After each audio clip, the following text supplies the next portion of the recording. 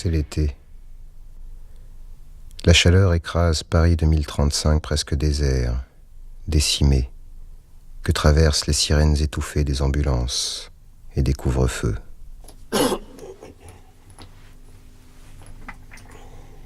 J'avais froid.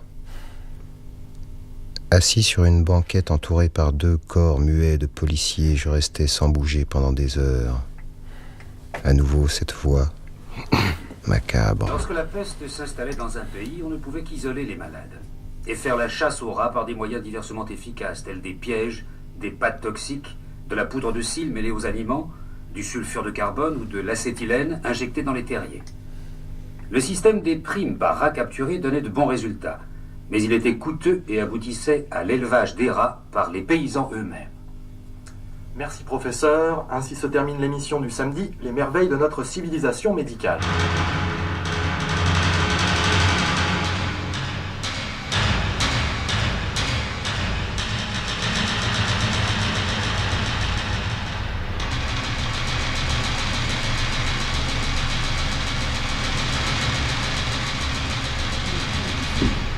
Maintenant, un message d'espoir de la part de l'Office national d'hygiène publique. Mieux vaut prévenir que guérir. Une odeur de désinfectant me faisait mal au cœur. J'étais nerveux, il fallait que je fasse quelque chose, absolument. Des voix me parvenaient, indistinctes, depuis la cabine de diffusion. Je pensais au commissaire juge psychiatre de l'autre côté de la cloison en train de préparer l'émission au jugement du samedi soir. Sa routine. Enfin, la porte s'entr'ouvrit. Un bras fit signe au policier de me faire entrer.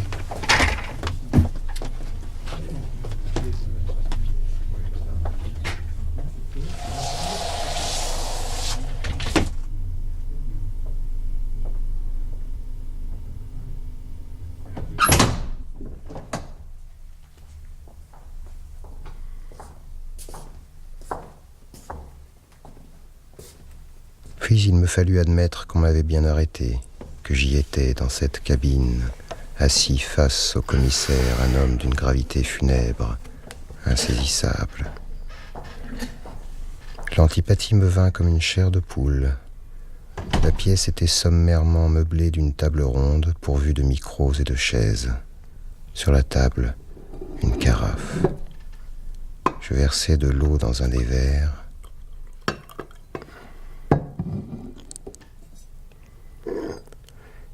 Excusez-moi, j'ai soif.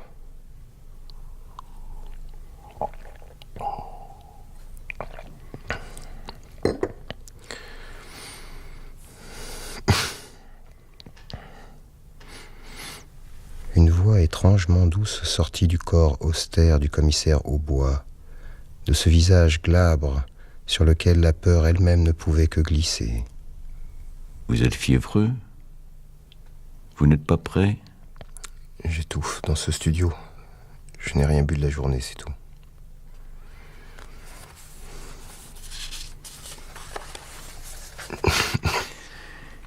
Pierre Grise, inspecteur causeur, révoqué. Quelle était votre mission? Obtenir la confession de Paul Thévenet. La vérité sur son état de santé, sur ses agissements.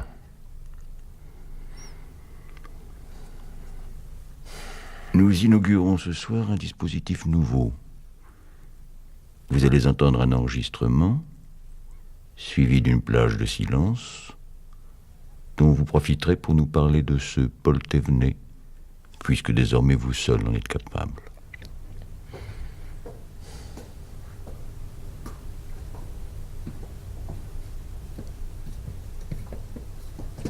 Vous m'avez fait peur. Ne restez pas devant ma porte, vous devez faire une erreur, excusez-moi. Attendez, je suis un voisin, j'ai emménagé il y a quelques jours. J'ai entendu parler de vous en d'excellents termes, aussi je désire faire votre connaissance. On m'a appris votre mauvais état de santé, je n'ai pas osé vous déranger dès mon arrivée. Ah. Je n'ai souffert que d'une indisposition passagère. Je vais maintenant tout à fait bien. Vous ne me croyez pas?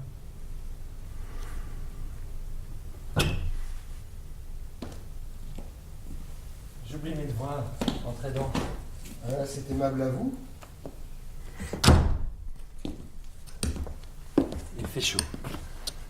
Je vais ouvrir la fenêtre.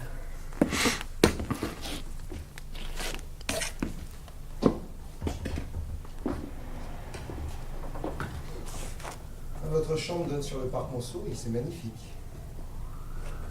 De plus, au 5e étage, vous êtes à hauteur des frondaisons. Les oiseaux sont pour ainsi dire vos voisins.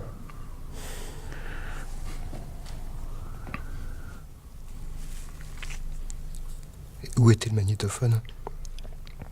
Dans une serviette, sous le lit, cachée par la femme de chambre. Elle s'occupait de changer la bande chaque matin. Je fus stupéfait. Moi aussi, on m'avait trompé. À cet endroit de la bande se trouve un silence. Que faisiez-vous? Je m'agitais sur ma chaise. Que voulait-il que je dise? Quelque chose de précis. Comment l'aurais-je pu, moi qui m'étais perdu dans cette rencontre avec Paul? J'étais en sueur. Je voulais être ailleurs, faire tout autre chose, ne pas parler, mais oublier avec lenteur mes paroles, celles du commissaire, ce qui m'arrivait, comme ce qui m'était arrivé. Je dis, comme un aveu.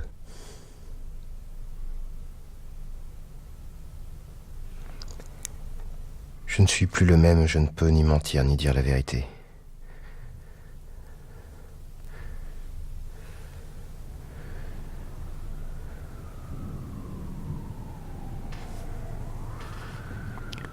Pourquoi Thévenet ne dit-il rien? Je ne sais plus.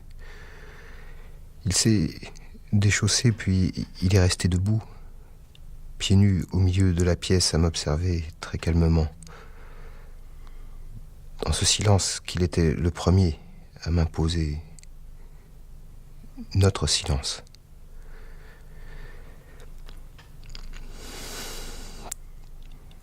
Je n'avais pas l'habitude, vous comprenez? Ma fonction d'inspecteur causeur m'ordonnait de bavarder avec les gens dont j'avais la charge, de m'enfoncer dans leurs conversations jusqu'à la nausée, afin de vérifier si ce qu'ils faisaient de leurs oreilles et de leur bouche ne sentait pas la maladie. Mais Paul Thévenet était différent. Mes banalités n'avaient pas de prise sur lui, il était comme sans surface. Un trou, une bouche dans le réel par laquelle toute vérité et tout mensonge auraient fui. Un trou, une bouche. Poursuivons l'écoute.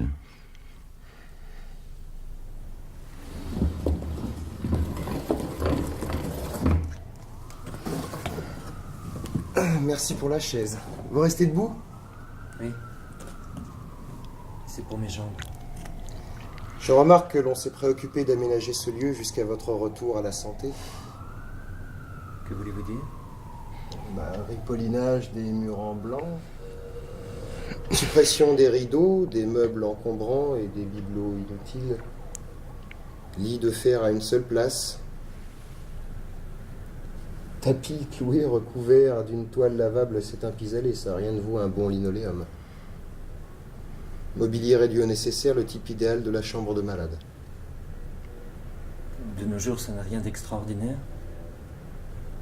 Nos mœurs se sont accoutumées à cette simplicité. Quel architecte ne tente d'établir sur le modèle de la clinique ses propres plans? C'est exact.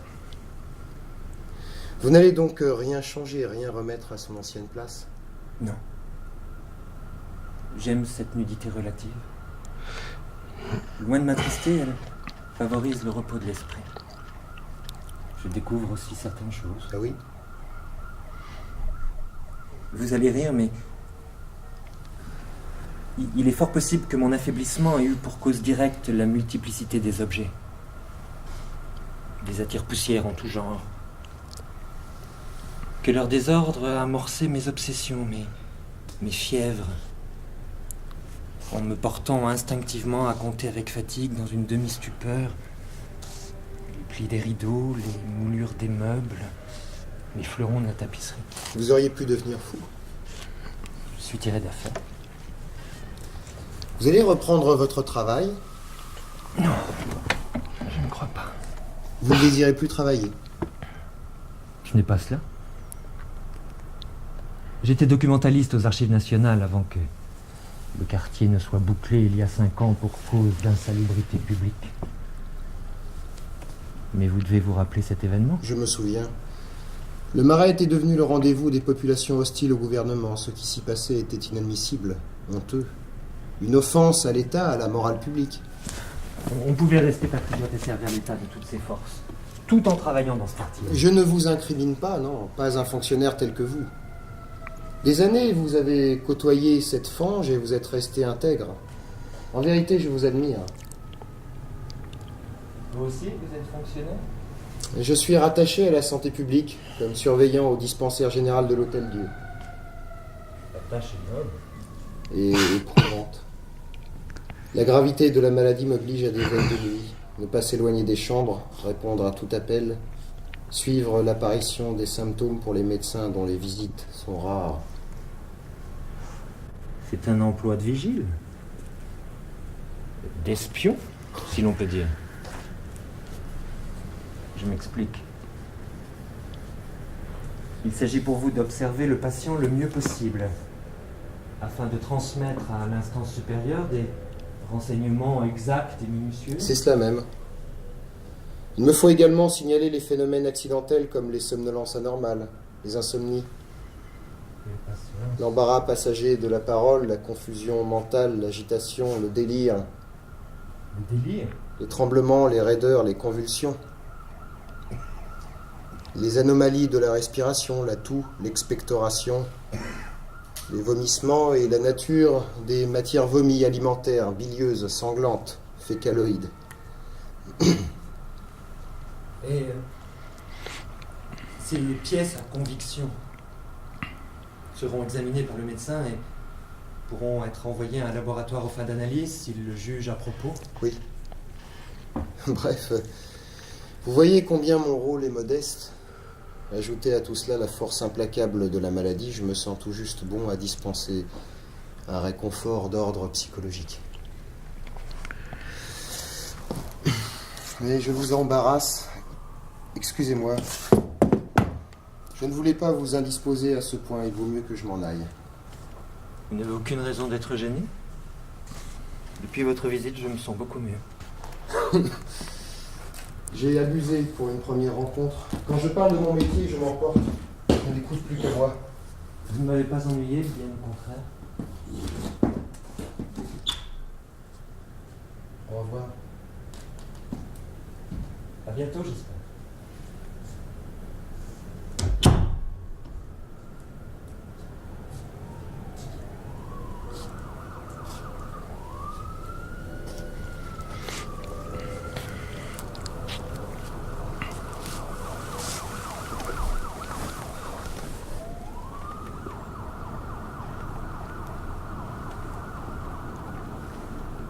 Un enregistrement de qualité, n'est-ce pas? Il m'avait capté, enregistré, détenu magnétique pris dans la trop grande clarté de l'entretien. Un emploi de vigile. D'espion, si l'on peut dire. Ces premières phrases avec Paul, Je m'explique. la douleur de les entendre là, sur ces Il s'agit pour bandes, vous d'observer le patient le au mieux bois les possible. distillait, en déclencher l'enregistrement à sa guise.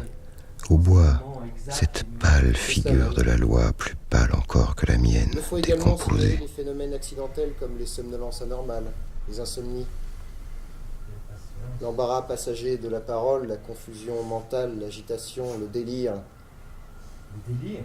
les tremblements, les raideurs, les convulsions, les anomalies de la respiration. la J'étais toux, assoiffé. l'expectoration. Je ne voulais que l'eau dans la carafe, je tendais une main vers elle. Au bois guettait chaque mouvement que j'osais que je n'osais pas faire. Je ravalais mon audace dans une déglutition D'abord votre sèche. commentaire. Je ne me sens pas bien, laissez-moi boire. Votre commentaire. Je ne peux pas parler. Cessez de vous défiler. Apprenez que dans certains cas, il ne déplaît pas à l'État de rendre justice sans l'accuser. Cela ne fait que démontrer sa puissance souveraine. Je ne tolérerai désormais plus aucune insubordination. Est-ce bien clair? Devant la justice de l'État, toutes les voix doivent se taire. Devant la justice de l'État, toutes les voix doivent se taire.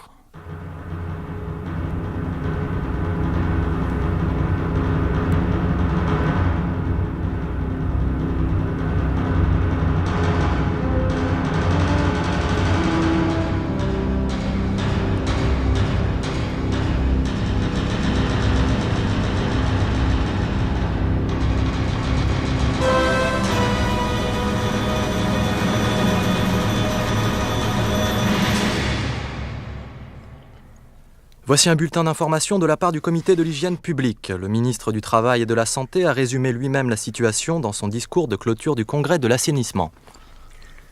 En raison des récents troubles sociaux, le gouvernement a constaté que sur les 90 inspections sanitaires, 34 arrondissements n'ont aucune organisation d'hygiène.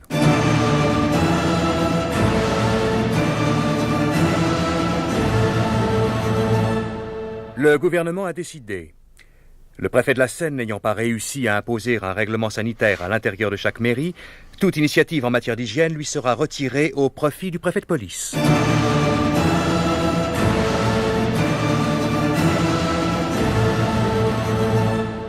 Pour conclure ce bulletin, nous signalons qu'en marge du ministère, mais en liaison avec tous ses services, a été créé depuis peu un Office national d'hygiène sociale dont le rôle est principalement d'ordre statistique. Il fait aussi office de bureau d'enquête et de renseignement à la disposition des administrations, mais aussi du public. Citoyens, portez-vous bien.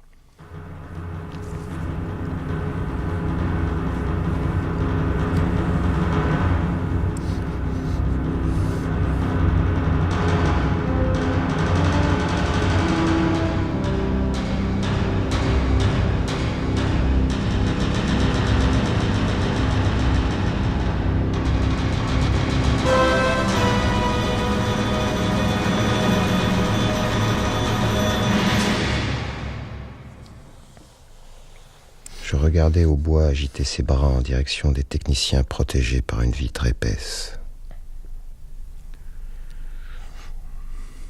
Marionnette lui-même. Il pensait tirer à son tour les ficelles de ce spectacle radiophonique.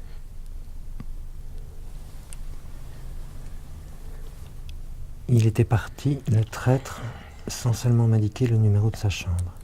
Il n'habitait certainement pas ici. Devais-je me laisser aller à l'intrusion de cet homme à la solde de l'État?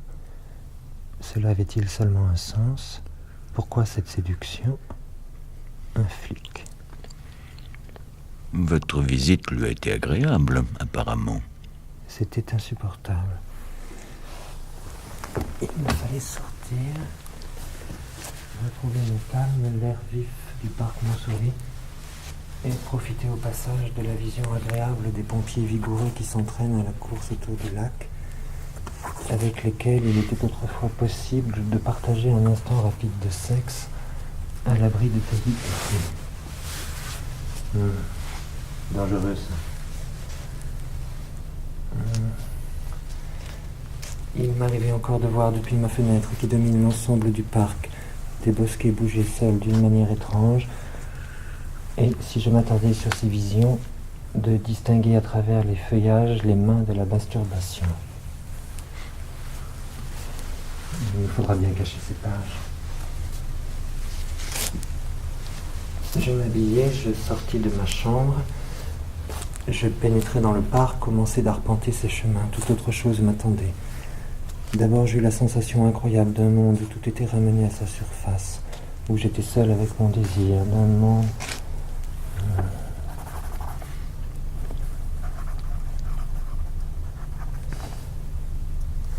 où j'étais seul avec mon désir des hommes, d'un monde où finalement mon existence était niée en totalité, où l'absence d'inversion niant l'existence de toute rectitude, niant l'existence elle-même. Compliqué ça. Enfin, je me comprends. Je ne croisais que des couples, des enfants, des vieux, pas un seul visage qui me ressemblât. Chaque homme semblait poursuivre un chemin unique, marcher droit sans désir de traverse. La tête pleine de vices, je me mis à imaginer des scènes érotiques entre les promeneurs, les enfants, les chiens, lorsque, comme pour me punir, un ballon heurta de plein fouet mon crâne, soudain vidé de ces images dissolues. De jeunes garçons récupérèrent le projectile. Je me dirigeai à la hâte vers la sortie en les regardant, la tête sonnée d'amour. Un moment, mademoiselle Claire.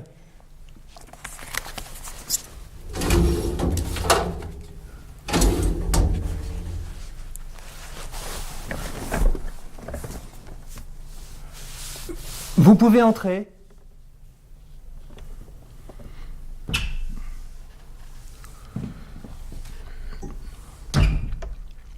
Bonjour, monsieur Desvenay. Quelle mine! Je suis en bataille, et c'est cerne. Qu'avez-vous fait cette nuit? Rien, j'ai dormi. Je crains que le sommeil ne me repose plus du tout. Soyez pas si négatif. Vous êtes bien ici, tranquille, loin de l'agitation extérieure, des manifestations. Que s'est-il passé? Comment, vous n'écoutez pas Radio Protection? Un intellectuel comme vous. Je n'ai pas besoin d'écouter la radio tous les jours pour être un bon citoyen. Les jeunes gens de la tentation des prostituées. Par l'éducation, au moyen de conférences et distribution de tracts, par la fondation de sociétés d'entraînement sportif, de sociétés de scouts, de cercles d'instruction, de cabinets de lecture. Arrêtez, c'est insupportable, ma tête. Pornographie, écrite ou affichée. Vous avez encore vos migraines? Bien aéré, ça vous fera du bien.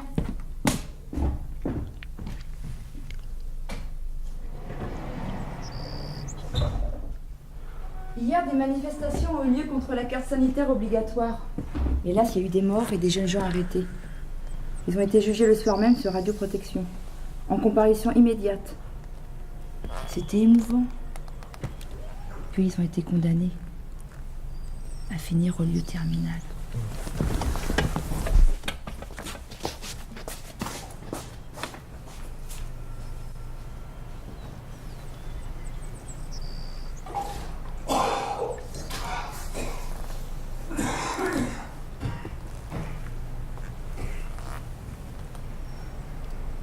J'apprécie ces jugements radiophoniques. Je les écouterais tous si j'étais plus en forme. Vous feriez mieux.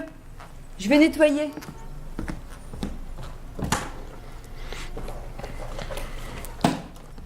Vous n'avez pas pris vos idovudines. Que vous a donc dit le médecin hier? Il a augmenté la dose. Et les nausées. Je n'en peux plus.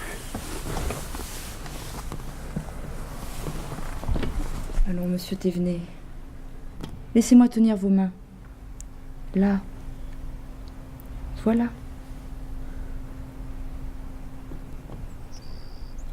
Le médecin-chef Bellard a été tout spécialement désigné à votre chevet par le comité d'hygiène publique. Il est très qualifié. Ses visites sont toujours brèves mais décisives. Il est un général sur un champ de bataille. Et qui d'autre est sous ses ordres ici? Mais il ne s'occupe que de vous. Je le vois entrer tous les jours dans l'immeuble quand je reviens de ma promenade. Le docteur Bellard a une nièce juste en dessous de chez vous.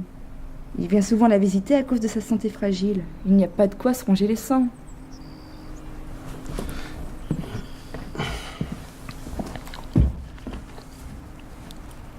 Croyez-vous que votre état me laisse indifférente?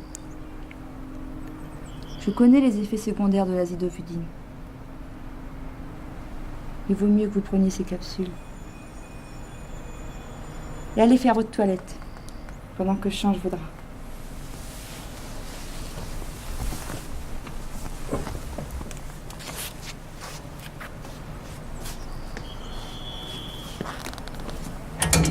N'oubliez pas que l'hygiène du corps est le bouclier de l'homme sain.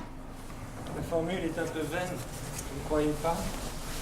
Dans votre cas, elle ne fait rien de son utilité.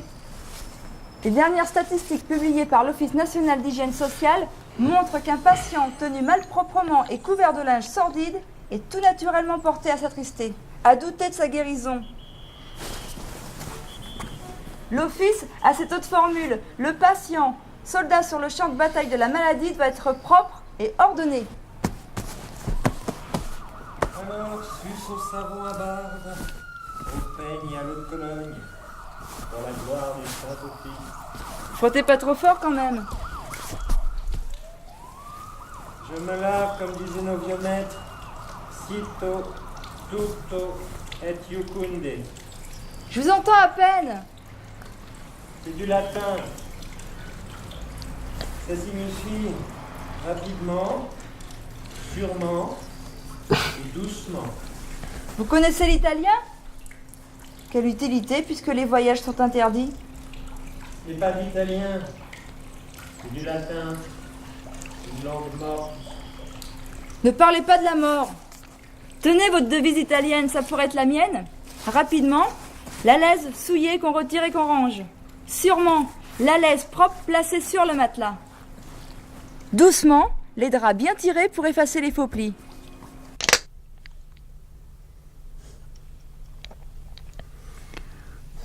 Doucement, la bande qu'on retire et qu'on change. Quelle sollicitude. L'infirmière Claire est encore jeune.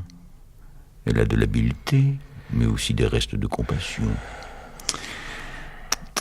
Peine inutile, j'en conviens. Aussi superflu que ces capsules qu'elle supplie de prendre alors qu'elles ne contiennent rien. Vous croyez cela? Vous le savez, autant que Paul le savait.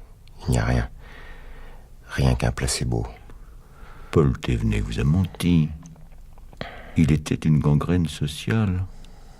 La médecine ne pouvait plus rien pour lui. Pas la vôtre, non. C'était un dépravé. Vous l'avez entendu lire à haute voix les insanités qu'il dissimulait dans son cahier. Et vous avez eu foi en ses tentatives de déstabilisation de l'ordre public. Il ne déraisonnait pas. L'achat de zidovudine représente 70% de commandes des médicaments de la ville.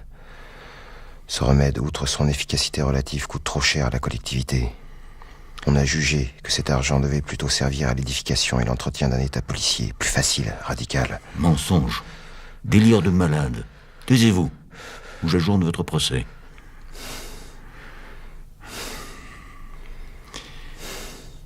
Bon. Continuons. Revenant du parc, je n'avais pas vu les barrages de police se mettre en place pour le couvre-feu en travers du boulevard Jourdain. Je franchis la chaussée sous le regard des agents disposés le long des barrières quand, alors que l'un d'eux me demandait pourquoi je n'étais pas venu faire tamponner ma carte sanitaire au bureau de protection depuis plusieurs jours, je m'entendis donner la pire des réponses. Je ne me sentais pas bien ces jours-ci. L'agent, comme exalté par une vilaine fièvre, rétorqua « Vous n'êtes pas malade au moins ?» Je le regardai, je me sentis percé à jour. Comprenant que toute explication était inutile, je pressai le pas pour regagner mon domicile. Son regard me poursuivit jusqu'à ma porte. Un instant.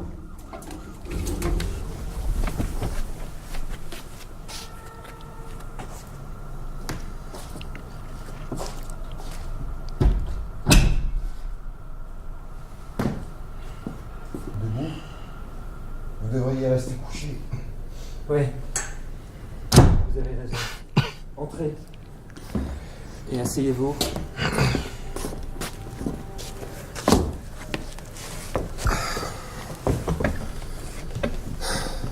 Vous avez froid. Vous grelottez, il fait pourtant beau. Ce soleil. Remarquez, moi aussi j'ai des frissons. En effet. Vous n'avez pas l'air bien. Je suis harassé, nous avons eu des problèmes au dispensaire. Une jeune malade a tenté de se suicider en mettant le feu à sa chambre. Elle criait que les flammes étaient le seul remède. D'autres patients ont voulu l'imiter. Une rébellion, en quelque sorte. Que dites-vous? Ce ne sont que des malades. Il m'a fallu rentrer à pied à cause de la grève des transports avec la fatigue. J'ai dû prendre froid. Maudits employés, ils n'ont absolument pas le droit de faire grève et ils la font malgré la loi. Parfois, il y a de quoi douter de tout. Il n'y a pas lieu de perdre confiance en l'État. Celui-ci a besoin de temps à autre de ses troubles pour mieux justifier son existence. Vous légitimez le gouvernement. Je l'ai toujours fait. Pourquoi lui serais-je hostile? Rien dans ma conduite ne le montre. Reconnaissez-le. Il y a un fort a priori de votre part. Un a priori? De suspicion. Vous rôdez autour de cette chambre, vous m'espionnez. Vous plaisantez? Cessez ces enfantillages, c'est ridicule. Et puisque vous me surveillez, vous allez être comblé. Je suis un réfractaire. Allons donc. C'est allé trop vite en besogne? Tout cela est trop facile. Ça vous oblige à vous remettre en question. Il n'y a pas que le dispensaire. Nous sommes des milliers... Mais non, vous êtes des malades. Rien que des malades. Vous me mettez hors de moi avec vos billevesées. Vous m'épuisez. Vous aviez raison tout à l'heure. Il vous faut continuer à douter. De vous-même. De tout. C'est la folie, assez. Assez.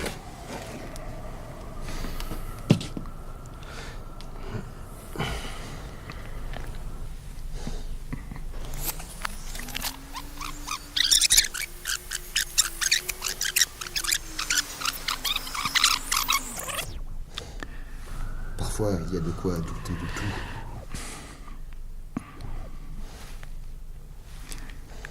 L'État ne doute jamais.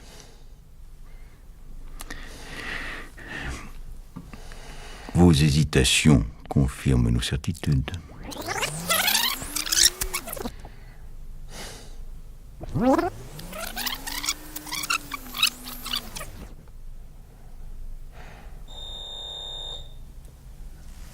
Entrez, mademoiselle Claire.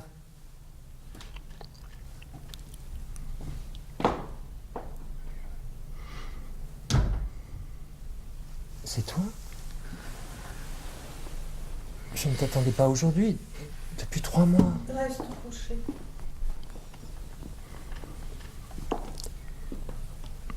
Quelle tête tu as. Et cette pièce, quelle misère.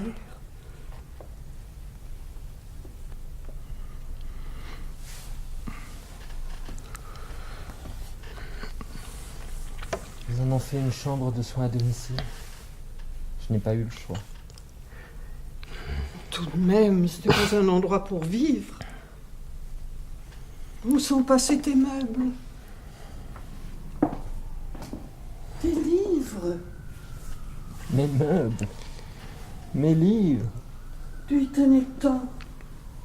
Tu ne changes pas. Ce paquet que tu apportes, que contient-il?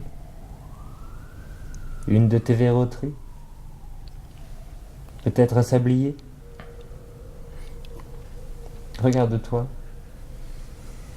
Tu ne m'embrasses pas. Tu n'oses même pas t'approcher. Tu fais toujours comme si je n'étais pas là lorsque tu me rends visite. Tu as cette impression? Pardonne-moi. Tu as bientôt 30 ans, tu ne peux plus demander de te traiter comme un enfant. Ou d'être heureuse quand je ne le suis pas. Tu ne me dis pas tout. Que veux-tu dire? Je ne sais pas, tu es peut-être contrarié par ma maladie. Qu'est-ce que tu vas imaginer? Que tu es le centre du monde? J'ai d'autres préoccupations que celles de ta personne. D'accord.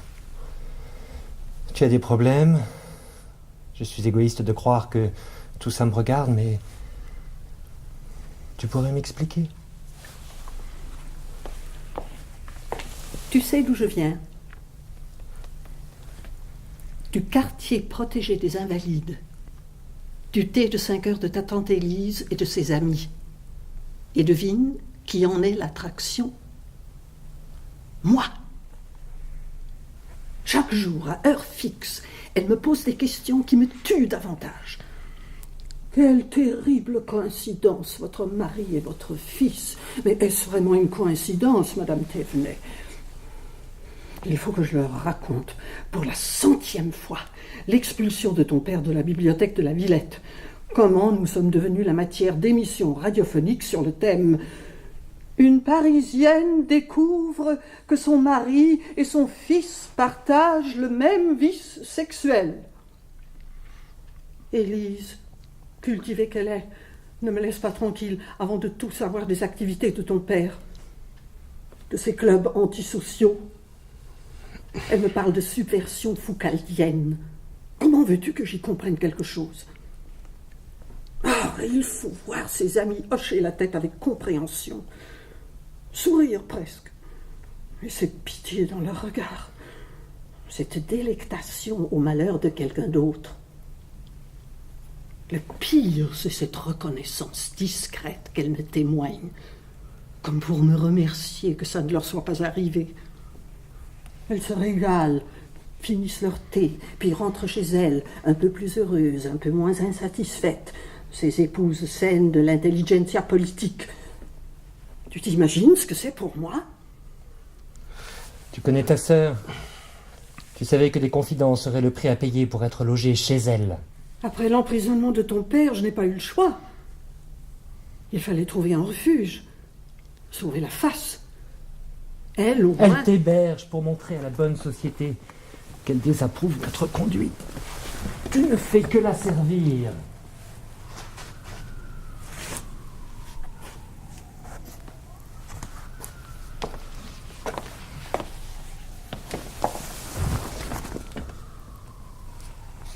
Je ne voulais pas de tout ça.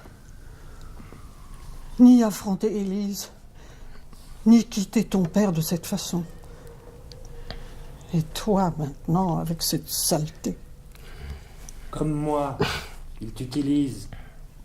Certes, j'étais en colère contre lui. J'étais furieuse. Tu t'es rendu à l'Office national d'hygiène sociale. Ça n'avait pas été un mariage bien heureux. Tu as joué leur jeu. Ni même un bon mariage. Tu as joué leur jeu. Mais c'était ma vie. Dis quelque chose. Quelle indifférence. Après tout, c'est une chance que ce soit de famille, cette façon qu'on a de se blinder contre le malheur. Ce que tu ne vois pas, c'est que tu ressembles à mon père d'une certaine façon. Tu as sa folie de vouloir s'isoler, sauf que lui, c'était pour réfléchir. Réfléchir au bien de tous. Moi, je ne vous ressemble pas. Je n'ai plus envie de me déchirer, de finir seul. D'ailleurs, je ne le suis plus. Tu as fait encore une rencontre. Dans ton état. Je n'attendais rien.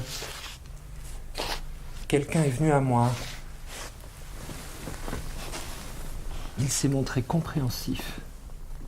Je ne veux pas t'entendre parler de ces choses-là. Tu te trompes. Je ne veux plus être mêlée à ça, en aucune façon. Avec leur police. Tu es fou. Nous avons seulement parlé. Parler de quoi? Ah! La voilà donc la relève du père. Ça ne finira non jamais. Tu veux qu'on t'arrête, qu'on t'emmène malade? Ce doit être l'infirmière. Tu peux rester si tu veux. Non, il vaut mieux que j'y aille. Bonjour madame. C'est mon fils. Occupez-vous bien de lui.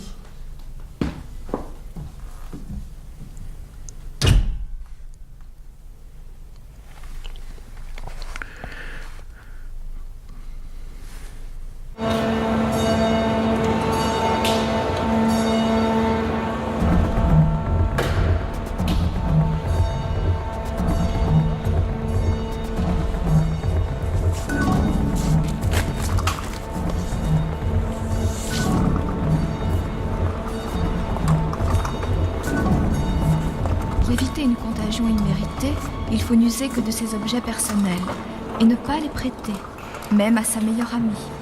Verre à boire, couteau, fourchette. Mieux vaut prévenir que guérir. Pierre Grise, convaincu de symptômes à grand spectacle, de trahison, de HIV-8, affection de l'axe cérébrospinal, cécité, trouble de la motricité, incurable, chambre froide 2634.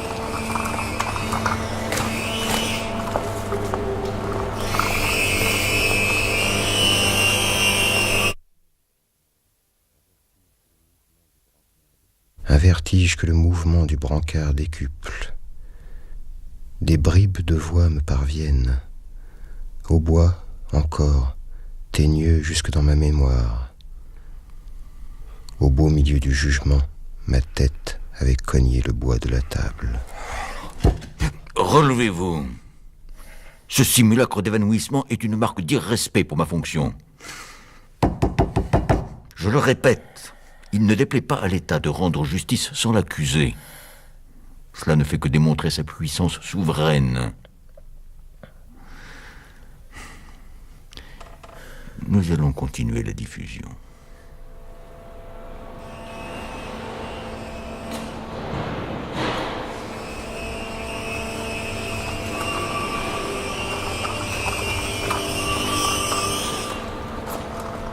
Sa voix, lentement, se mêle à mon malaise.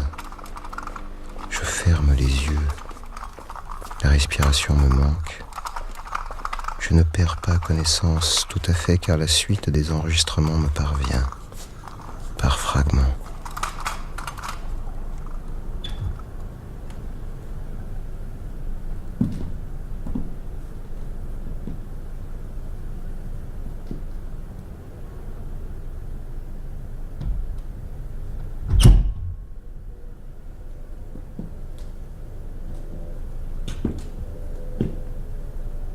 Paul était couché, endormi. Je tâchais de ne pas le réveiller.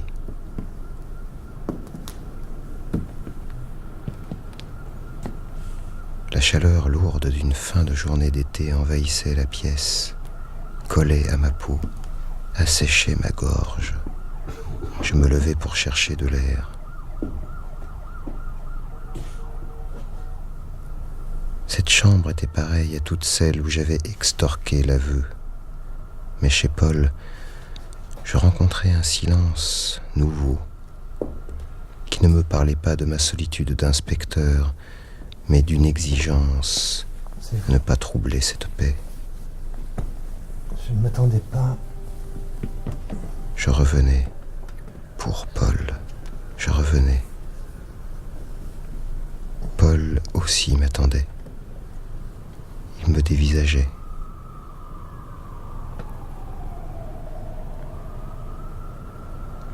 Écoutez, j'ai réfléchi depuis ma dernière visite, il faut que je vous parle.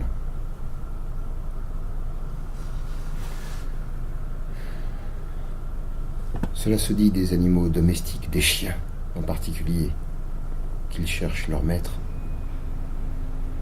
Je ne serais pas fâché que vous me disiez que je suis un chien. Je ne dirai jamais ça. Un chien, voilà ce que je suis. C'est pourquoi je rôde, je flaire, alors que je ne supporte pas l'odeur des cadavres.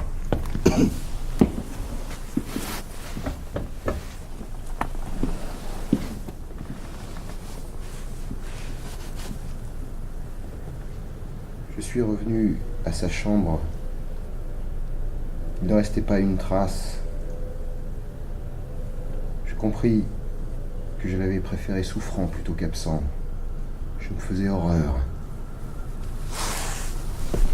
Vous teniez à ce suspect pour une raison particulière. C'est tout. Vous aurez d'autres amis. Avec l'aide de l'État.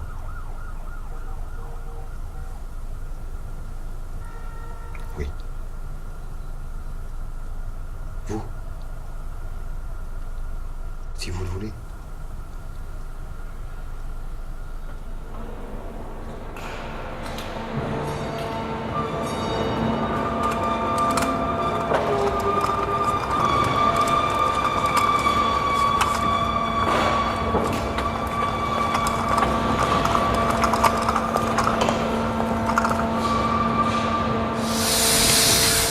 faut désinfecter les écorchures.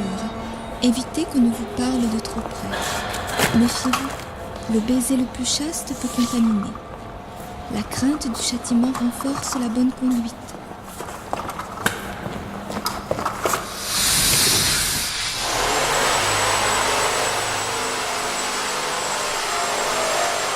La douleur m'a mené ici, comme la vérité m'a extrait du mensonge.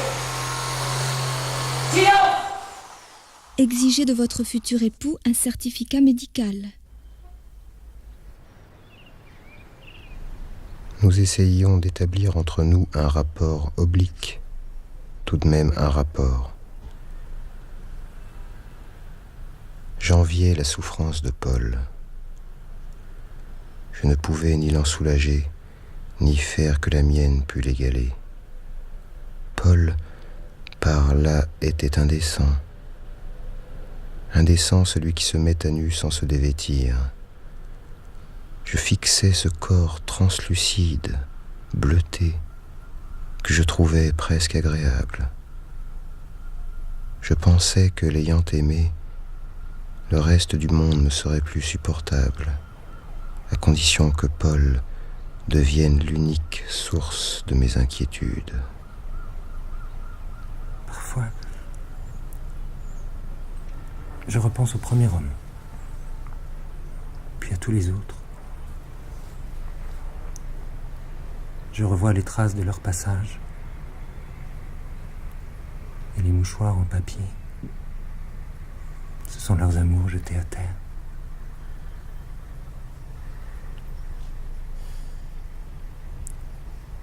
Je repense à ces lieux solitaires comme leurs fidèles, ces entrepôts en ruine où nous avons affronté la mort, la folie.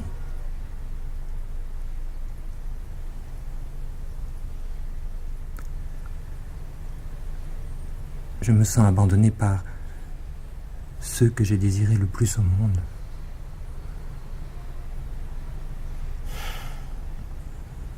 Ici, c'est parfois aussi la nuit.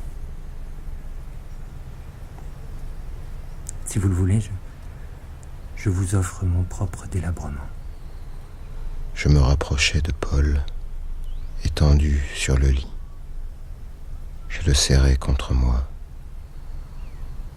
Nous ne disions plus rien. Le lendemain, je le remerciai.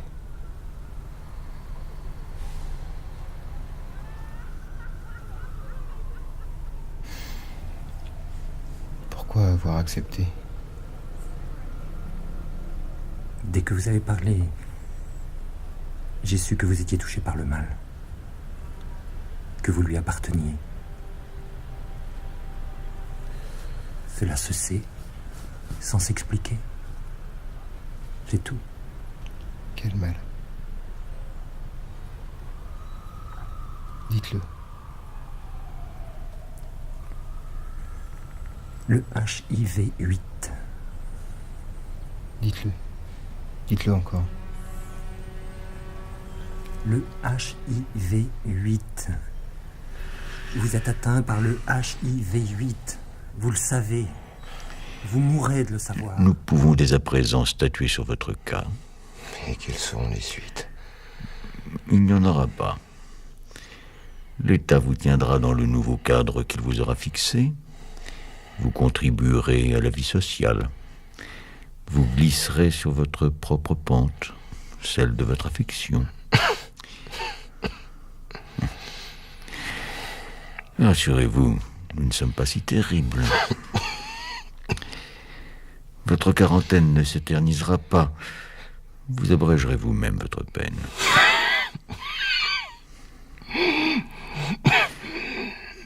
Quittez cet air attristé. Ne regrettez rien. Votre rencontre avec Paul Thévenet a été programmée par l'État de A à Z. Pourquoi chercher quelque raison à ce hasard, puisqu'il n'y a pas de hasard?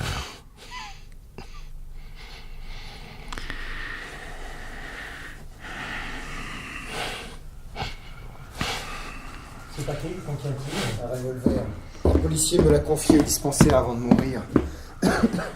Je le cache chez vous pour le moment, il pourra nous être utile. Une arme? Certains événements se préparent et il nous faudra fuir au plus vite. Écoutez, ces sirènes. Je les entends chaque jour. Je ne plaisante pas, il s'agit d'une sorte de conflit civil, je n'en sais pas plus, je suis seulement au courant de certains plans policiers. Tiens. Le comité de répression sanitaire a établi un plan général afin de mettre les populations des quartiers sains à l'abri. Ils seront répartis en banlieue, dans des résidences privées, mieux vaut ne pas rester à Paris.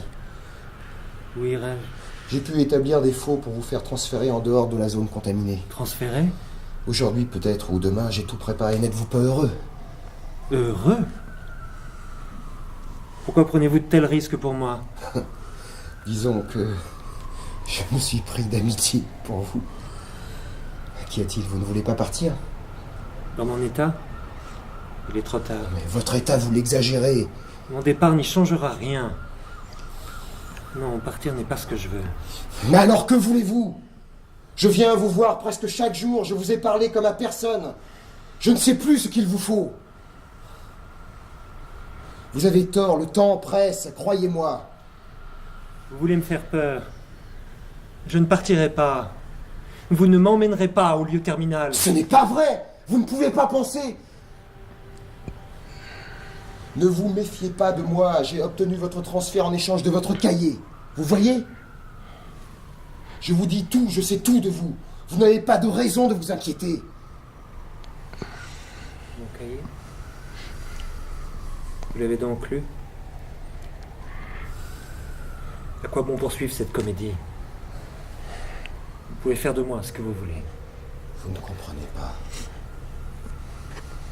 L'État considère que tout peut lui être utile, y compris ce que vous écrivez, même si cela lui donne du fil à retordre. C'est comme ça. Pour l'État, rien ne se perd. Il suffit de surveiller les évolutions. Votre père était allé trop loin. L'État vous garde dans son estime. Je n'ai fait que me servir de cette considération parce que je tiens à vous. Vous êtes pareil aux autres. Les autres? À tout ce que le comité de répression sanitaire compte de policiers, d'inspecteurs, d'indicateurs. Vous êtes peut-être sincère, mais je ne prends pas ce risque. Je le décide. Je ne partirai pas avec vous.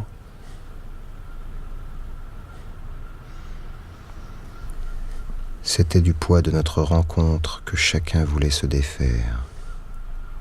Paul s'échappait le premier. Votre fonction d'inspecteur vous place au-dessus de tout soupçon pour d'autres aventures. Cela ne vous suffit-il pas? Pourquoi ne pas me laisser? Vous n'avez jamais pris de risque dans votre vie, hein? Ne fût-ce que pour lui donner un sens. Moi, Pierre Grise, j'ai décidé de vous aider le mieux que je peux. Avec des moyens légaux, adaptés à la situation. Mes visites. Vos visites? Si vous souhaitez vraiment m'aider, vous savez ce qu'il vous reste à faire. Ouvrez ce placard.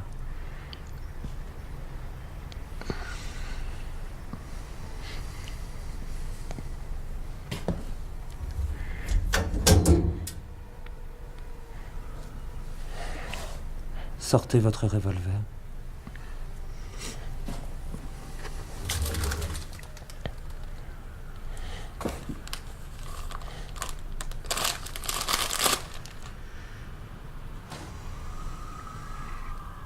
Tenez-moi en joue, détestez-moi. Je ne veux pas de vous. Tirez. C'est vrai. Vous me rejetez. Pourquoi vous? Je n'ai besoin de personne, mais j'ai besoin de vous. Pourquoi?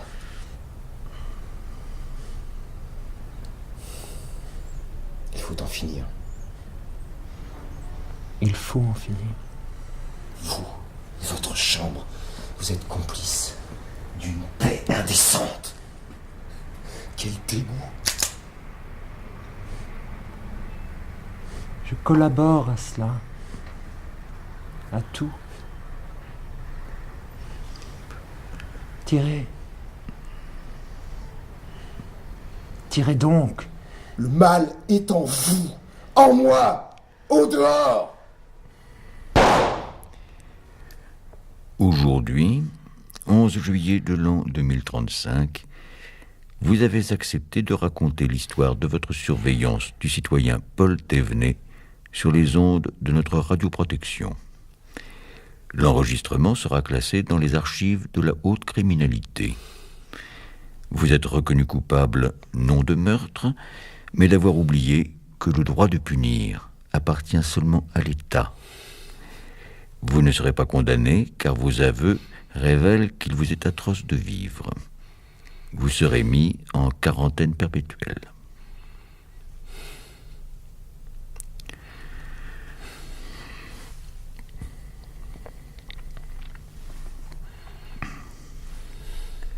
Mes lèvres se déformaient en un vague sourire.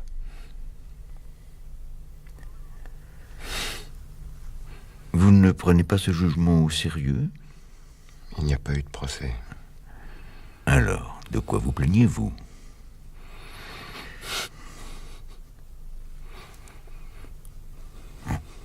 Ces larmes, arrêtez. Je ne pleure pas. L'audience est levée.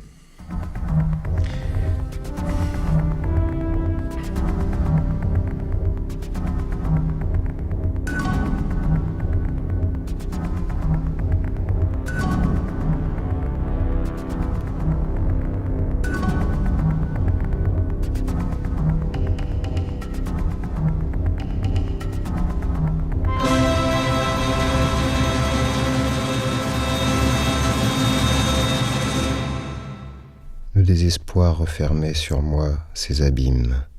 J'y plongeais jusqu'à l'épuisement. Jusqu'où allais-je sombrer ? C'était le seul moyen de venir à bout de ma résistance, de comprendre, d'admettre que Paul était parti, mort. Son regard sur moi que j'avais trouvé si beau, sa présence, plus jamais. Alors je pleurais, sans retenue. Par fidélité pour Paul, je redevenais ce chien qui pleurait.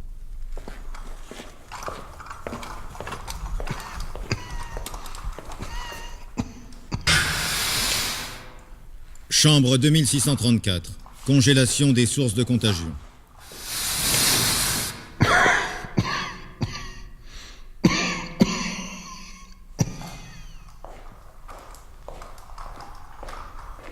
Silence!